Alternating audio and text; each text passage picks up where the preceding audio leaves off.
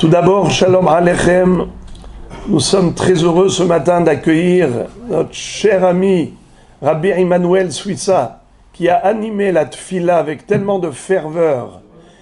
C'est le fils du grand rabbin du Maroc, Rabbi Shimon Swissa Zatzal, duquel mon papa était très proche, puisqu'il a soutenu, lorsque mon père, Alav Shalom, avait fondé une yeshiva à Mazagan. Mazagan, c'est une ville au Maroc où Rabbi Shimon Zatzal était d'abord grand rabbin là-bas, et ensuite il est devenu grand rabbin du Maroc.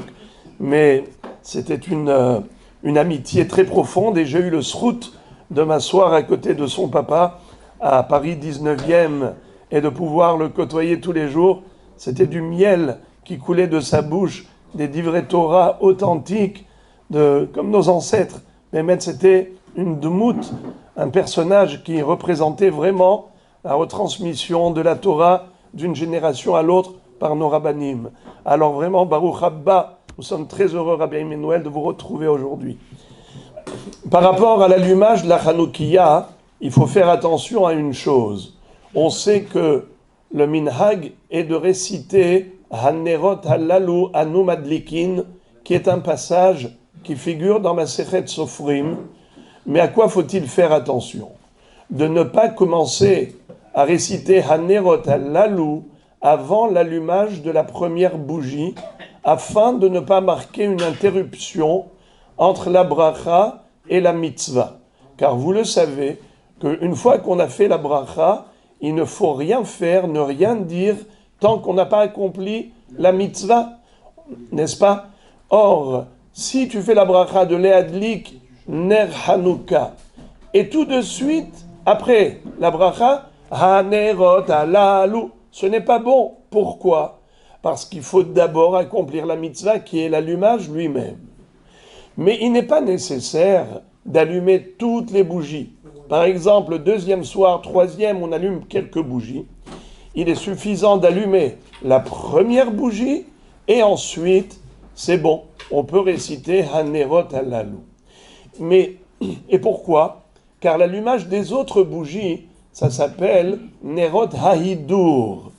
En réalité, on aurait pu se suffire d'allumer qu'une seule veilleuse tous les soirs, car la mitzvah, initialement, c'était celle-là. Mitzvah Hanouka, Ner Ishubeto. Un seul ner tous les soirs. Le fait de rajouter 2, 3, 4, 5, ça s'appelle Mehadrin Mina Mehadrin. C'est pour enjoliver la mitzvah. Étant donné que la mitzvah est déjà accomplie par l'allumage de la première bougie, donc après on peut réciter Hanerot Halalu. Deuxième précision, c'est que quand on allume le ner, il n'est pas suffisant juste de faire saisir la flamme. Voilà, j'ai allumé, ça y est, c'est allumé, je peux passer à la prochaine. Non, il faut maintenir l'allumette en place jusqu'à ce que la majorité de la mèche soit enflammée. Ce qu'on appelle Ad Sheyadlik Rov Hayotse. D'ailleurs, dans le Bet Amikdash, lorsqu'on allumait la menorah, il est écrit Beha'alotra et Anerot. Beha'alotecha et Anerot. Il n'est pas écrit Behadlikra, Beha'alotra. Rachidi, Hachete Ashalhevet Olam Eleha. Tu vas allumer jusqu'à ce que la flamme, elle monte d'elle-même. Et à partir de quand la flamme monte d'elle-même? À partir du moment où on a allumé la majorité de la mèche. Quand on dit majorité de la mèche, c'est-à-dire la partie qui sort de la veilleuse. Rov Hayotse.